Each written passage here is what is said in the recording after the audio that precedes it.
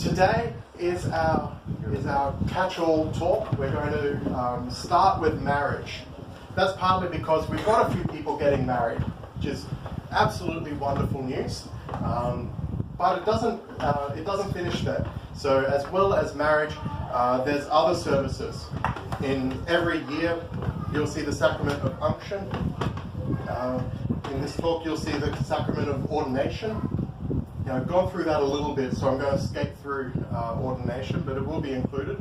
There's also other services like the Molebens, like the one that we had today, Akathists, blessings, services around birth, services around sickness. There's a whole plethora of services, and we're not even going into the depth. I've got four volumes of the Great Book of Needs, which is A5 and about that high. So this talk could be a lot more detailed, but it doesn't have to be. And what we're looking at today are the services that you're most likely to need, and a resource on where you can find more details should you want. Our next session will be on services around death, so we won't be covering those today. Some questions that I've got for us to be answering. So have a read through, as we usually do, at the different questions that are there, and then I'll ask how confident you would be with each of those.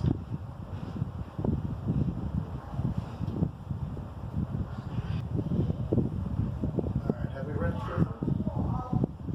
How confident are we? 5 being, I could teach this class. 1 being, I don't understand the words. And hopefully somewhere in between. Yeah. It seems like we've got quite a lot of pretty confident people that have a bit of a foundation and will be developing on that. Is that the general? I think that's the sense of it that I got from looking around. Fingers crossed anyway. If not, we've got question time after the talk, as we know. First up, let's talk about the sacrament of matrimony. Now, marriage is about bringing a man and a woman, and specifically an Orthodox man and an Orthodox woman, into a couple. It comes from the two shall become one flesh. That's how close a married couple should be, and that's a quote from Mark 10. It puts together two people to work together. That's what it means to yoke together. It's imagine 2 horses carrying a load. So you've got 2 people working together to shoulder the burden of going to heaven together, bringing both parties to heaven, plus children, which is a common consequence for marriage. It's not a necessary component of marriage to have children, but it's generally expected that usually marriages will produce children. It's worth knowing in Orthodox theology, this is different to Western Christian theology on this. In Orthodox theology, the couple comes to the church to ask for God's blessing, which then comes through the priest. And this means that the priest marries the couple. In contrast, in a number of Western denominations, the couple marries each other, and the celebrant is a witness. So I'm not bringing that up to say better or worse, but this is different. When a couple comes to the sacrament of marriage, they are being married through God's blessing. There are things that are needed, there are things that may be desirable, and there are things that the church may provide. So those who are getting married or having the marriage ceremony, you should probably take a photo of this slide. So the things that are needed, that are absolutely necessary, are the rings. That forms a part of the marriage ceremony, specifically the betrothal, which is, as you're going to see, the first part of the marriage ceremony. So the couple must provide rings. It's not specified what kind of rings they are, though metal is a good start. So silver, gold, there's various different kinds, but something durable. Couples can provide the 2 icons, the icon of Christ and of the Mother of God. this is relatively common for a couple to be blessed with these icons, though you won't find it in any rubrics of the marriage service. It is nonetheless common in the Russian liturgical tradition, just like what's called the ruchnik cloth. I probably mispronounced that really badly because I've never actually seen it I've only seen it in English letters.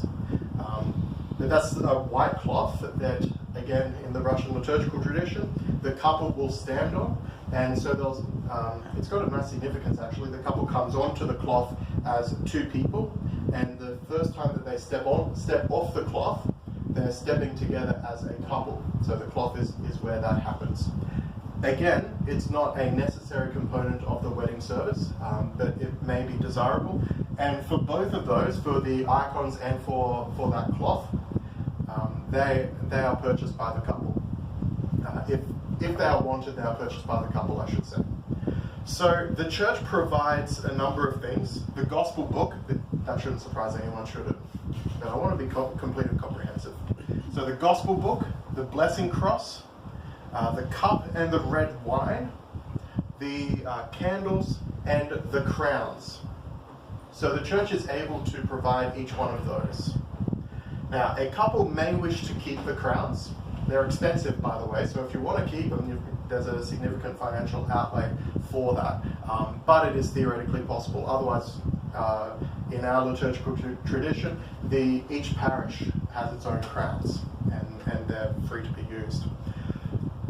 If the couple wants specific candles, so the candles that we provide are the ones that you'll see at the candle desk. And if you'd like different candles, some traditions will have inch-thick candles that are rather large, for example. So if you're wanting candles like that, you'll need to provide it.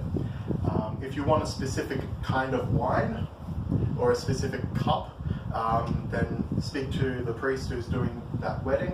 Otherwise, it would be a wine that the church will have. So if the couple wants specific things, then the couple will need to provide them, but it's not necessary for the couple to provide them. They can simply use what's provided by the church. Before I move on, does this make sense, especially for our upcoming couples? All good? Good. Okay, let's go through the ceremony itself. So firstly, the first part of the service is called the betrothal. Now if you imagine a betrothal, it's much like an engagement, but more so. So if you wanted to end an engagement, that's a mutual agreement between two parties that they don't want to get married. Very, very simple, done and dusted. If you're wanting to end a betrothal, on the other hand, that's very different. You would need to have an ecclesiastical divorce to end that betrothal. And yet you're not fully married either. So, short story, the church put both the betrothal and the crowning, the actual wedding, into the one longer service. And so that's why this is two parts of one service. That's the feel of it, that it's two parts of one service. But in actuality, it is two services that are simply run consecutively. So it starts with the Great Litany, which just like the liturgy starts, just like Matin starts and Vespers starts and so on. And it also includes petitions for the couple. There's a couple of prayers to bless the couple. There's the proclamation of the betrothal, and that's when the rings are given and swapped between the couple. That swapping indicates that their life is shared and joined together now. That they're not two individual people, but all that they have is together and intertwined. There's after that another prayer to bless the couple, and that the couple will be led to marriage, and lastly a blessing with the rings. And that's the betrothal. It really doesn't take long in the span of the service. You're looking at about 10-15 minutes for that component, whereas the crowning part of the service is considerably longer. You then have a processional hymn, which is from Psalm 127, and that's where the betrothal happens near the entrance of the church in the narthex. The the hymn goes from the narthex into the nave. For our particular building, that's probably about 4 steps. But you can imagine that for other buildings, for other parish structures, it would be a much longer entrance. So there's a promise after that, which is all of the lines that a person has during the ceremony, that either spouse has during the ceremony. And it's quite simple either way. The groom is asked, do you want to marry her? Yes. You haven't promised yourself to anyone else, have you? No. And then the bride is asked the same thing. So, I do Reverend Father and I have not Reverend Father is the extent of the spousal participation verbally in the service. And that happens just before the marriage itself begins, the crowning service begins. You have the great litany after that, again including prayers for the couple. You have prayers for children, prayers for a blessed marriage, prayers for a perfect union, and then once again a proclamation of the crowning and the giving of crowns, which is done in the same way. Crowns are put on and then swapped over to indicate that this is joint, this is that you're in this together. And that's where you'll hear the servant of God, groom's name, is crowned for the servant of God, bride's name. In the name of the Father, and the Son, and the Holy Spirit, repeated 3 times, and then repeated again with the bride first and the groom second. After that, there's a couple of readings. One is from Ephesians 5, and the other is from John 2. Ephesians, in this particular part of Ephesians, Paul is talking about how we should interact with one another, the relationships that should be had between slave and master, between employer and employee, between 2 different people, parents and children, and so on. So he also includes the marriage couple in this. How should husbands be with wives? How should and wives with husbands? Before following that with how should parents be with children and children with parents? And so the short story is that he says that wives should look to their husbands as the head of the household, just like the church looks to Christ as its head. And likewise, he says to the husbands, you ought to die for your wives if necessary. You give everything. It's a series of verses, a section that's often taken to where it's not supposed to be. People make all sorts of things out of the word submit, which is just not there. And if both sides aren't upholding this, then it falls apart. So if you don't have that self-emptying love, then why would anyone submit to that? So this is going both ways. If anything, more requirements are on the husband to work for the salvation of the other, to always be putting the other first. John 2, on the other hand, talks about Christ's first miracle. He's talking, he goes to a wedding in Galilee, and they run out of wine, which is, you just don't run out of wine, what are you thinking? But they did. And so he makes a miracle, turns water into not just wine, but the finest of wine. The meaning there is that with Christ's blessing, we're not just given a miracle, but we're given the greatest of gifts. And so these are the 2 readings that we have for the marriage service. And then it concludes with a litany, a prayer that marriage is salvific, that it leads both husband and wife to heaven. Following that is the drinking of the common cup. Taking a step back, the sacraments used to be served during the liturgy. This was a relatively universal thing that would happen, just like the Eucharist is in the liturgy, and later on, just like ordination is in the liturgy, so too marriage was in the liturgy. And when it was taken out of the liturgy, the Eucharist itself was replaced with drinking the common cup.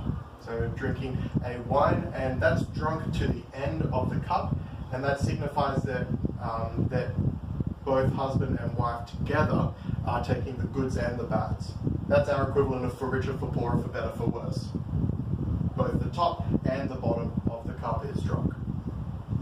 And then there's a procession for something that's sometimes called Isaiah's dance, because it starts with Rejoice, O Isaiah. And that's when the priest will lead the couple around the table, which has the gospel book on it, and he'll be carrying the cross. Just like we explained last week for baptism, where the priest would carry the cross and lead the people around the font. So to here, the priest is carrying the cross and leading the couple around the table. And it's led around, the couple is led around with three hymns: Rejoice, O Isaiah, the Holy Martyrs, and the third, Glory to Thee, O Christ God, signifying that marriage is, how do I put this? It's not all fun and games. It's salvific, which means that work is required. That it is, if I say martyrdom, then people will run away. But when I say martyrdom, it means that it means a witness, and a Christian marriage is every bit a witness to everyone around you.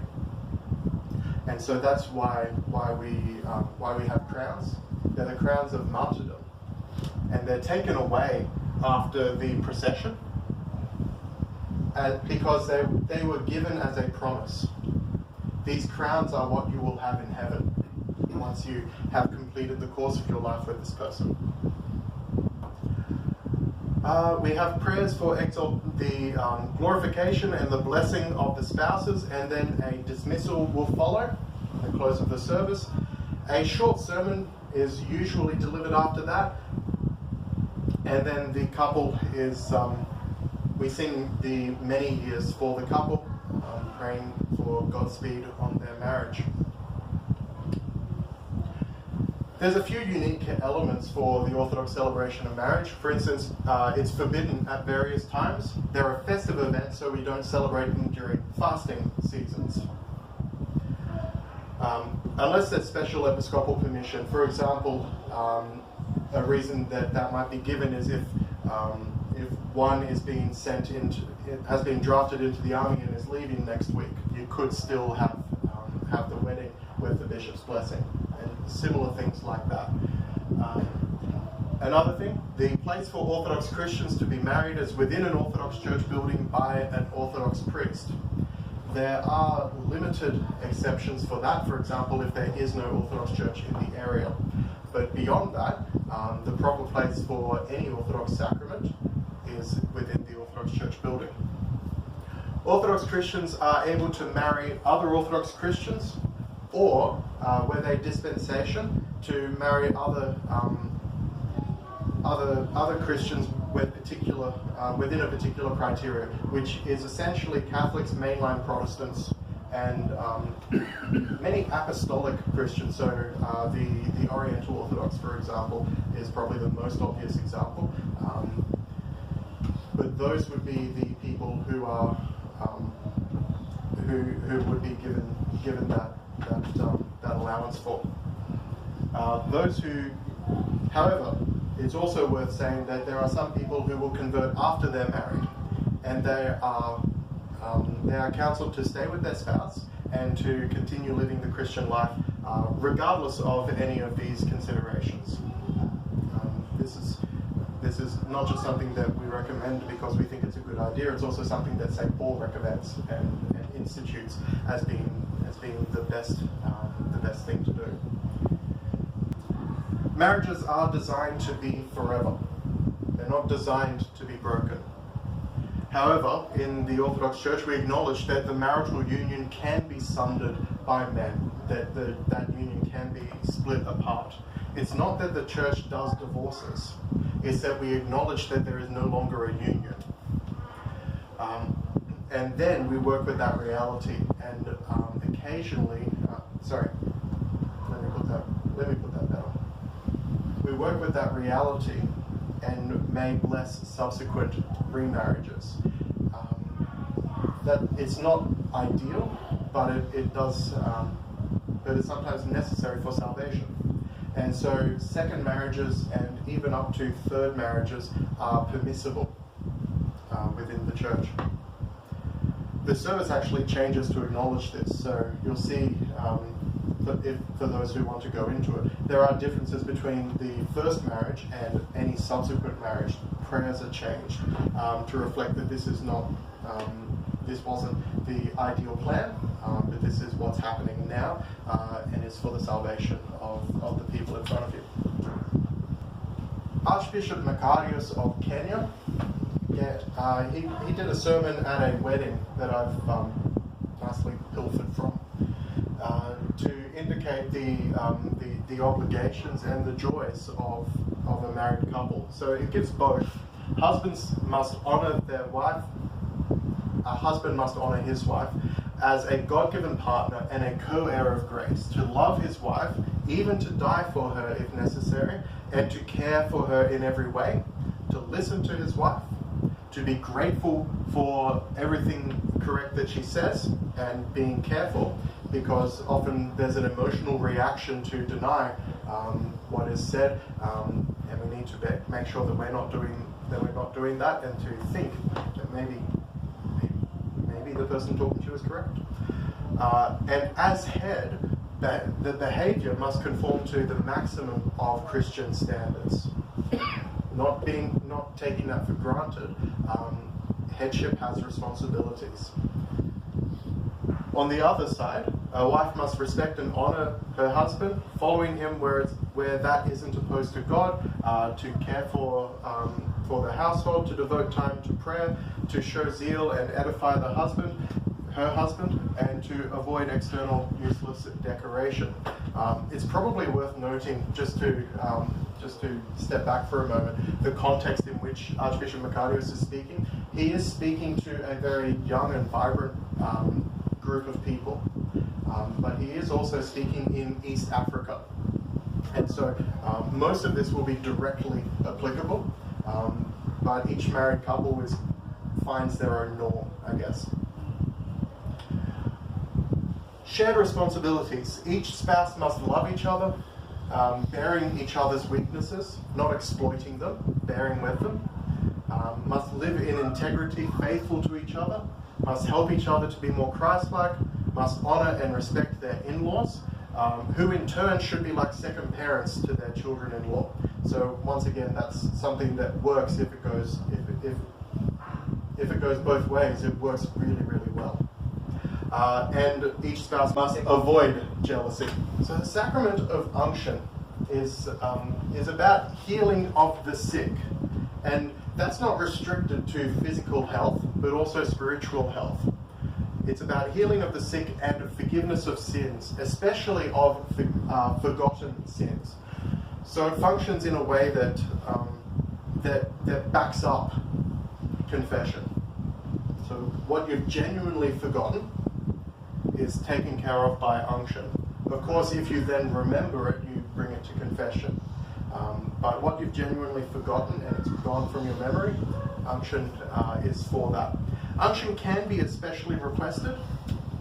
So if a person is sick, unction is one of the services that you can request. It is also a traditional part of preparing for Holy Week and Pascha and Easter. And so that's a natural part of that preparation because of its role in our health, our spiritual health especially, and our preparation for Easter, naturally involving confession and communion. And that, by the way, is why it is that otherwise healthy people would only receive unction once during Great Lent. You wouldn't receive again and again and again, because the first time did the trick. If you're physically unhealthy, it might be a different story, but for your preparation for Easter, simply receiving it once is sufficient. So some terms relating to unction. There's the anointing. So the priest will use a brush to put unction on people. Extreme unction is a concept much like the last rites. We don't really have it. We have a different set of services that surround the end of life.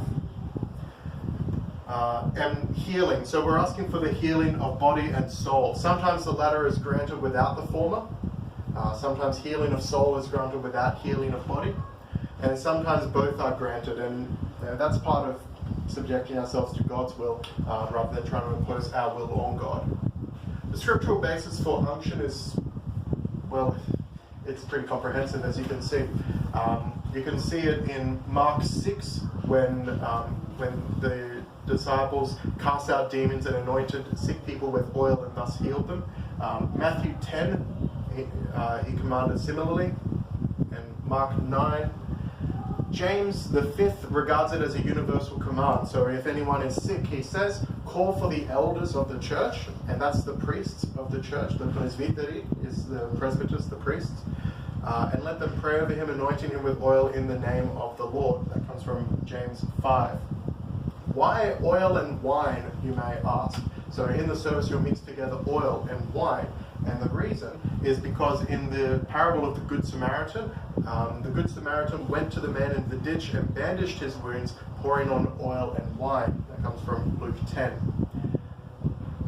More practically, in the time period, you have wine contains alcohol, so it's a disinfectant, and then oil is a what's the word? It helps wounds bind together. Is that a coagulant? Thank you. So you have a disinfectant and a coagulant to assist wounds to heal. That's where we get those instruments from, because they are designed for our healing. We prepare for unction. If we have requested illness, we don't really especially prepare. It is important to call the priest. Don't expect the priest to read minds. We have the grace of ordination, not the gift of clairvoyance. So if you need something from your priest, call, text, message. There's all sorts of ways that we can be contacted. But mind signals just aren't one of them. So if you're requesting unction, please call, but otherwise there's not a whole lot of special preparation that's required. All I need is a table. Flat surface is good. But if you're receiving unction as part of Great Lent, which is the normal way that most people will receive unction, then you'll benefit from recent confession. You absolutely need to be on time, or even a little earlier. The reason for that is because you'll be writing your name as someone who is being commemorated. So be a little early so that you can write your name on the sheet at the candle desk, in whichever church you happen to visit. We should note that children who don't attend confession also don't need to be anointed. And this is why Brisbane parishes have multiple services, so that parents of young children, the father can look after them one week, the mother can look after the young children the next week, and both are able individually to receive unction. There's a few items that are used. So a bowl is filled with wheat, which symbolizes new life, whether for recovery or for the resurrection. Either way, wheat is symbolic of new life because of what Jesus said about wheat, that when it falls to the ground, it bears fruit. 7 sticks with ends wrapped in cotton wool are placed into the wheat, symbolizing the olive branch brought to Noah in his ark, which signified grace-filled spiritual renewal from the flood of illnesses and sins. 2 vessels, one of wine and the other of olive oil, are placed on the table, and later on they'll get mixed. And other items include the gospel book, the blessing cross, and a container to combine the wine and oil in. The structure of the service: there's psalms, there's litanies, there's a canon asking, and each of these are about healing. Each of these are about restoring us to Christ. The Troparion of Unction, and then the Great Litany is much later. And that's where the names are given to the priest, and he's able to pray for everyone. There's a prayer for the oil. There's various troparia, basically everything that we can find that's related to healing or to oil. We put their hymn in that list. So there's quite a few. Most reading saints, St. James for obvious reasons. Unmercenary saints. Unmercenaries, as we remember, are healer saints. healers who didn't ask a price. And so we commemorate them as well. And then there's a sevenfold sequence. So 7 sequences where you read the epistle, you read the gospel, and then you read a prayer. And each of these in turn, some longer than others. Lastly is the prayer with the gospel. So all the people in the congregation will kneel while the gospel is held over them. And a prayer is read. And then a litany, troparia, and dismissal. And then people come up and are anointed with oil. And just like we said last time for chrismation, you're holding your hands so that the priest can anoint them. A V-neck top is best because you're anointed on the upper sternum. That's kind of the preparation that you'd be required for that. So we form a line from if you're facing the priest, the right-hand side. So the priests will anoint, saying a prayer. They'll anoint the forehead, the eyes, the ears, the nostrils, the lips, the upper sternum, and both sides of the hands. And once the first priest is finished, you go to the next priest and the next priest, and however many priests there are. In theory, at least, there's supposed to be up to 7 priests. Reality can get in the way, but that's the theory. So if you did have the full complement, you'd be anointed 7 times progressively in turn. And if there's 1 priest, then you're anointed once. Once you have been anointed by each priest, depart in peace. So once you've been anointed, other people will then be anointed as well. And if you see everyone in the congregation anointed, that doesn't mean that everyone's been anointed, because the clergy will usually go into the altar where they in turn will be anointed. So have conversations outside, especially during this service. Especially after, I should say, this service. Where possible, you may wish to rub in the unction, where you're able to do so.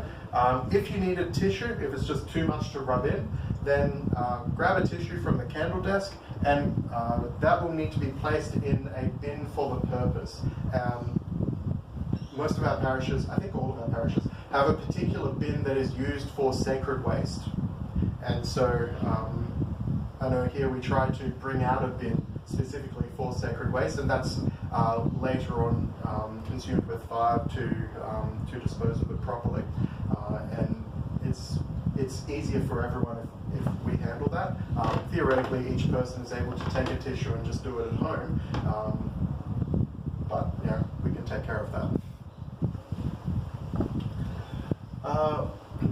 If we're physically unwell, then theoretically we may receive unction as often as we like. However, unction is customarily done once a year during Great Lent, and if you're not physically ill, please simply receive the once per year. Everyone's got their questions written down? Yeah. All right. Let's whiz through this because we've kind of covered this in the ecclesiology talk as well. So ordination is about setting aside specific people for a particular sacred work. Each clergyman is set aside for a particular parish, or the exception to that is a bishop who is set aside for a particular diocese under a particular church. And all of the clergy under a bishop receive their grace, their ability to bless, their ability to do their work from the bishop. That's why, by the way, when a bishop is in town, you get a blessing from the bishop, but not from the priests. This is the structure of our clergy. So you've got readers and subdeacons, and you've got different kinds of deacons, you've got different kinds of priests, and you've got different kinds of bishops. But for example, all bishops are at some level equal. You're not given a special ordination to be an archbishop, or to be a metropolitan or a patriarch. Just like for the priesthood, you're not given a special ordination to be an archpriest. A prayer is read, but it's not an ordination, it's a blessing. The minor orders include a reader who is set aside to read liturgical texts in a specific community, which also includes serving in the altar. And the normative place of a reader generally is the choir, but can also be in the altar, and they're also able to lead reader services. A subdeacon is set aside to serve in the altar and assist in any altar task, and because of that they're permitted to handle the altar table and sacred items, and they're expected to serve at episcopal visits. Their normative place is definitely the altar. The deacon is set aside to lead the prayers of the faithful and serve as a go-between for laity and higher clergy. Their normative place is the altar and the raised platform at the front of the nave called the ambo. Their normative place is also to assist the priest. The priest is set aside to serve a congregation. Actually, that's really simple. Their normative place is in the altar, leading or assisting in worship. And lastly, a bishop is set aside to serve a diocese. They're set aside to rightly divide the word of truth, to set aside truth from falsehood. Their normative place, once again, is in the altar, leading services or overseeing worship. Ordination remains the property of the church. That is, a clergyman who leaves the church also leaves behind their ordination. And lastly, ordination happens during the liturgy. And where they happen is significant as well. So a deacon's ordination will happen after the consecration, for example, to signify that they have no part in the consecration. They don't consecrate it, a priest consecrates. So that's why it's placed there. Monasticism is probably good to mention this as well. So someone wishing to become a monastic, after the abbot or abbess agrees, abbot being for a male monastery, abbess being for a female monastery, someone who wishes can be made a monastic. There's various stages. So there's a novice who wears limited monastic garments, and this is the stage where a novice is, where a person is called brother such and such or sister such and such. That's the novitiate. After that, they're called father or mother, respectively. So a Rasafor wears a monastic cassock and the great big hard hat with the veil at the back. I don't know a better way to explain the word clawbook, but if I had pictures here, you'd see what I meant. After that is the small schema, which is the first set of vows that you make, and then subsequently the great schema. Another part is the installation of the abbot or abbess. Each monastic community has a head, and they are installed typically by the bishop. I told you that was a quick run through. The Great Blessing of the Waters happens at Theophany each year. So the Feast of Theophany is when we commemorate the baptism by John of Jesus in the Jordan River. It's a pity when bad things happen to good sentences. So when Jesus was baptized by John, we call that event the Theophany because the Trinity was revealed after his baptism. Through this event, water was sanctified. This water is used to bless the homes of those who request a blessing, and then it's used at any other blessing service that uses water. For example, when icons are blessed, when crosses are blessed, when cars are blessed, water is used for each of these. The structure of this, firstly, it's done during liturgy. The structure of this series of hymns and a procession to where the body of water that you're blessing is. So it's not uncommon for churches that are well located, shall we say, that they will go to a beach, will go to a lake, and bless the waters. And blessing the waters really means blessing the waters.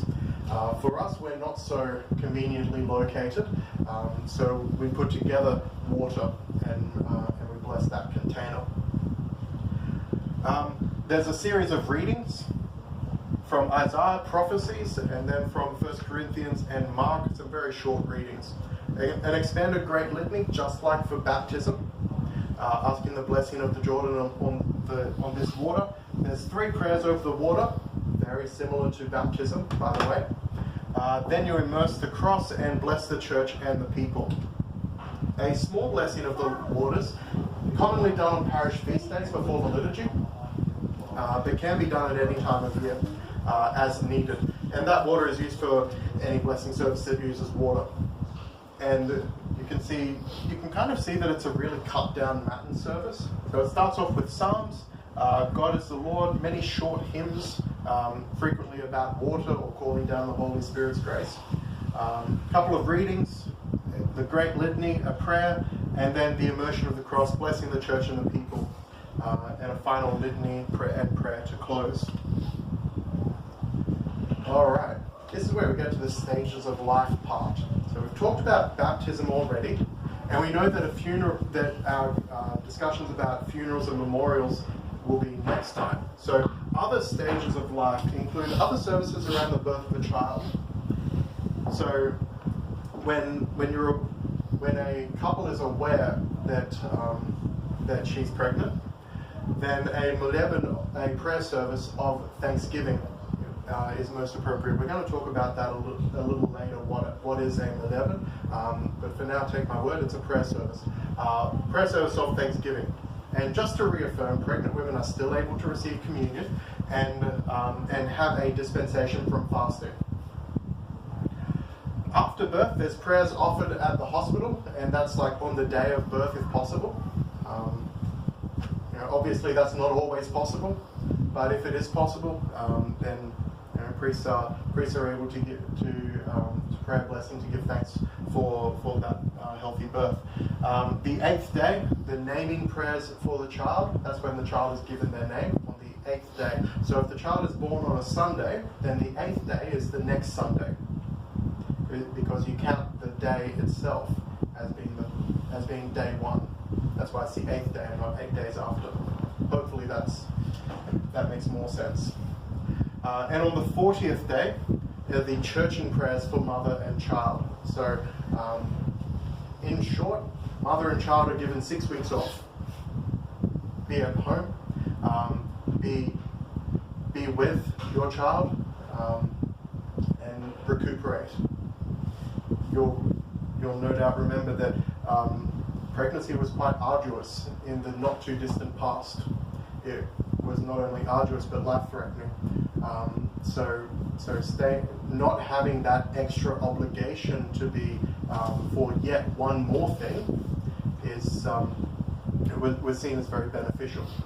And just as a matter of curiosity, 6 weeks after birth seems to be a very common thing across cultures. 6 weeks to stay at home and recuperate, and this worked especially well where there was a community helping that child be raised and helping that mother to recover. Needless to say, there is also the sacrament of baptism, and there's various different ways that this can be done. So some will time the baptism to be on or after the 40th day, so that mother can be there as well. Others will decide, let's get the child baptized and mum can have a nap, because a few hours of uninterrupted sleep would be great.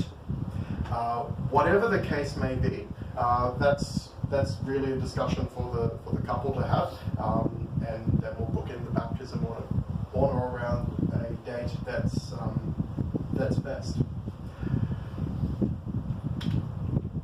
Ill and housebound. There's a number of services for the ill and the housebound. We already spoke about Unction earlier. The main one after that is the Moleben for the sick, the prayer service for the sick, and to be commemorated at liturgy. So if you send me an email saying, Father, I'm not well, please pray for me, then my first thing will be, I'll add your name to the list of those who are unwell, and we'll pray for you in each liturgy that we serve here. If you're saying, I want a service, then my first thought goes to the prayer service for the sick. And if you're wanting a sacrament, then we can talk about whether communion is more appropriate or unction is more appropriate, or even both. Particularly for more severe illnesses, unction in the home is probably the choice. It's also shorter than the one in church. So where there were 7 sequences in church, there's only 1 in the home, and there's various other abbreviations as well. So it's not this huge long thing. The sacrament of unction can take 2.5 hours, but in the home it's considerably shorter. I didn't time myself the last time I served it, but less than half an hour is safe. Definitely less than half an hour. For those who can't leave the home, communion of the sick may be done as well. So every Holy Thursday we'll consecrate additional communion, And these are the particles that we will take to people who are sick, and so that we are able to commune them. It's administered in the home. It uses the pre-sanctified gifts. It does require the person to be cognizant. They need to know what's going on. They need to know that they're receiving communion. I had an experience recently where a person couldn't receive communion because, well, for various reasons, we weren't sure if they would remain conscious for the process of swallowing. And if communion gets stuck in your throat and you just don't, it's unswallowed, that's not what we're looking for. So we served unction in that case. So a person needs to be able to swallow and to be aware of what's going on. If a person is near death, then the priest can come as requested. Once again, they're not going to know by magic. They're going to know, the priest will know if they are called. So communion and unction, prayers for, there's even a set of prayers for the parting of the soul from the body. Some people find it just difficult to let go. And so these prayers are put together to ease that soul, and to let them say goodbye to this life. I've already said this really, but I mean it. And I just want to add one thing to it. Don't be thinking that the priest is too busy. And he is, obviously. Everyone has a job to do and is busy in their job. But part of the priest's job is to drop things in order to visit people who need him, to visit the sick, and especially those who are especially sick, I guess, who need that visitation. Yes, you're probably interrupting something. The priest wants to be interrupted for that. Is that all clear? Yep. Good. There's also services for the departed, which we'll go into more detail in our next talk. So there's memorial services on the 3rd day, the 9th day, and the 40th day, and then subsequently after that, which is very helpful in the grieving process. There's also the funeral service and the burial. That's burial and not cremation. There's also blessings for tombstones and or grave crosses. Services on request. This is our last section that we'll be looking at today. So there's a number, I'll just go back. There's a number of services that can be asked for. So there's Molebens, and we'll go into what that means. There's akathists, again, we'll go into what that means. There's blessings, and there's other prayers as well. So a Moleben is a fancy word for prayer service. I have no idea why it wasn't just translated as prayer service. It seems like a pretty simple, straightforward translation to me, but, well, I'm not a translator. It comes from a Russian word, molitva, meaning prayer. So, prayer service. There's various structures. This is a comparatively new service, and trust the Orthodox to call it a comparatively new service when it's centuries old, but it's only centuries old. And you can see that it's really based on a sliced up version of matins. You might have noticed from today's prayer service for those gone astray, there was a psalm, there was God is the Lord, there's various readings and prayers. Often you'll see canon refrains and litanies and prayers and a dismissal. Most common prayer services that are asked for include for the beginning of a good work. So if you're wanting to do something, then that would be the prayer service we would do. If you're wanting to travel, there's different services for how you're traveling, whether it's by land, by sea, by air. We've got services for that. There's a prayer service of thanksgiving. So if you've asked for a Moleben for something, don't forget to say thank you afterwards. If you've asked for prayers for your safe travel, say thank you. There's a gospel reading about the 10 lepers who were cleansed, and only one came back and said thanks. Like, so be that one. There's a prayer service for learning difficulties and a prayer service for the intercessions of a saint. For example, married couples may find the intercessions of Saints Peter and Febronia to be especially helpful. And if you read their life story, you'll see why. For Saint Xenia of St. Petersburg, for employment and for difficulties. The short story is, if you've got something that you want prayed for, it'll probably be with a Moleben, one of these prayer services, usually. Blessings are another thing that we offer. If you go onto Google Images and search for Orthodox priest blessing things, you're going to see all sorts of things. Everything from spacecraft to MRI machines to server rooms. You would expect more catastrophes from any of those, I would think. And yet we seem to be all right. Flipping water on the surface. I think it's more on the glass cases, thankfully. But we bless everything.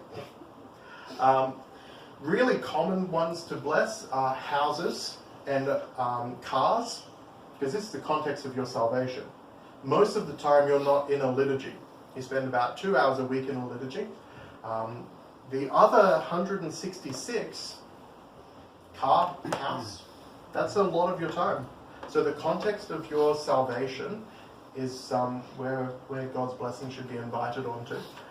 So houses and vehicles, and that includes bicycles, that includes boats, that includes planes. We also bless crosses, like the crosses that people will wear around their neck, and icons. When you have a new home, like you're building a new home, ask the priest for blessings on that foundation. When you start living in a new home, call a priest for a house blessing. And each year the house is blessed. At Theophany, the house will be blessed then. When you have a new car or any other vehicle, when you have new icons or crosses, essentially, what do you want God's blessing on? Bring it to be blessed. We literally have a prayer service for the blessing of any object. So we'll make it happen. Akathists are another type of prayer. The original akathist was to the Mother of God. Over time, akathists began to be written for events in the life of Christ and for saints. The meaning of akathist, by the way, means don't sit.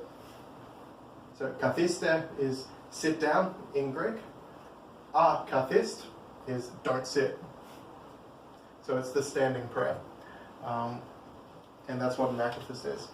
There's many other prayers, many other reasons why you might ask for a priest blessing, and you can find that on holyannunciation.net/priest. I've gone through with dot points on the various prayer services in the Great Book of Needs, and even those are truncated. So have a look at that. Anytime you're thinking, should I get a priest to bless this? The answer is probably yes.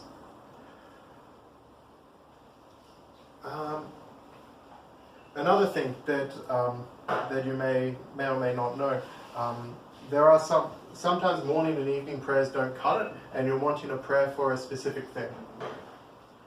You can usually find Orthodox prayers by pressing into Google Prayer Orthodox topic. So if you're a student, maybe add the prayer of students to your regular prayers. If you're a parent, if you're a child, or pretty much anything,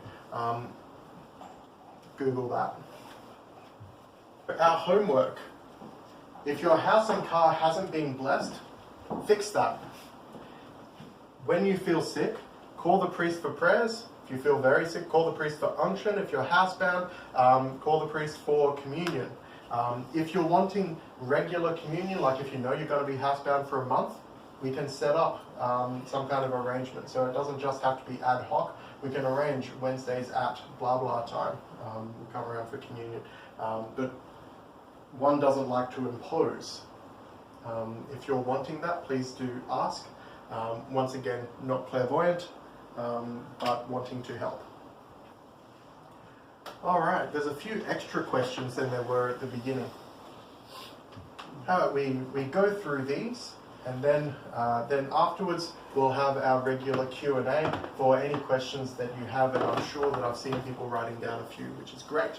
So let's define an Orthodox Christian marriage. Who can define an Orthodox Christian marriage? Bringing two man and a woman together to become one flesh. Yes, good.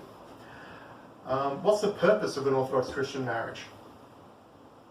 To bring both the salvation, to help both of them save each other. Yep, that's pretty much it. Awesome. For unction, what's it for? Healing? Yes, healing. Healing of soul and body. And when do we receive unction? Yes. And once a year during Lent. Good. Very good. Ordination, what's the purpose of ordination?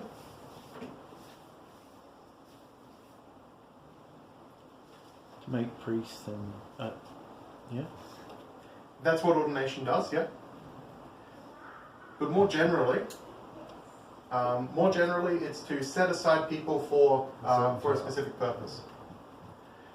What are the two minor orders of clergy? Readers. That's one? Subdeacon. Subdeacon, good. And what's the purpose of a reader? What does a reader do? Read. Sorry? Read. Read, very good. Especially scripture and service text. What does a subdeacon do? Yep. Assist the priest at the altar. Yep. Yeah, more or less. But assist in the altar. Yes. So not just the priest, but any of the higher clergy. What are the three major orders of clergy? Bishop. Bishop, priest, and Deacon. deacon. Good. What does each do? Let's start with deacon, since we're going up the ranks. What does a deacon set aside to do? Assist the priest. Basically. Lots of litanies and a few sensings, assisting the priest. Going between altar and nave, so he becomes kind of a halfway point to bring names of the sick to the priest and to go back. And a priest, what does a priest set aside for? The work of the bishop. Oh, sorry. Leading a congregation, leading prayers, and... The work of the bishop. Close. Representing the bishop, yes. Okay. Yeah. Yes. And bishop. What's a bishop set aside for? Yeah. Dividing the word of truth. Yes. Dividing truth from falsehood. It feels a little weird when you say rightly dividing the word of truth in the liturgy. You're like, dividing it into what? But it's about dividing truth from falsehood and demarcating that line and saying this far and no farther. Where was I up to? Water blessing. Water blessing. So, when are we likely to see a blessing of the water served? Theophany and... Whenever required. Baptism Yeah? as well. Yeah, strictly, yeah. What's the other one I'm thinking of? See how mind reading doesn't work? Call the priest. And you'll often see it before a parish feast day. That's a very common time to bless water as well. How do we care for water that has been blessed? Glass is good. Cool, dry place is also good. So whether that's in a fridge is okay. In an icon corner is ideal. Don't let direct sunlight hit a glass bottle, because photosynthesis is real. And it's not what you want. What's next? What prayers are available for the ill? Unction. Unction? Bring out the big guns first. Good. What else have we got? Moleben, yes. And there's one other one for people that are housebound, especially. Communion. Good. How does the priest know to attend to someone who is ill? Contact them. Thank you. That's a perfect tone, too. Services on request. So what's a decent translation of the word Moleben into English? Prayer service. Good. What are 3 different reasons we might ask for a Moleben? 3 different topics, maybe. Car, house. For a car, house. Server. Server. Server. Traveling somewhere, going on a trip. Traveling, yes. Pregnancy. Yeah. Employment, Thanksgiving. Mm-hmm. We've gone way more than 3, but that's great. And lastly, where can you go to find a list of on-request services that a priest can serve? Good. Did everyone else get that? Yes, good. This is what we'll be looking at next session. Memorials, funerals, and what happens to the soul at death is what we'll be looking at next time. We'll go into much more detail than you can see on the screen, and that's fine. It's very, very pragmatic. It's very helpful with the grieving process. All right. Thank you all. We're going to continue with our optional Q&A in just a couple of minutes. But for now, let's close with prayer.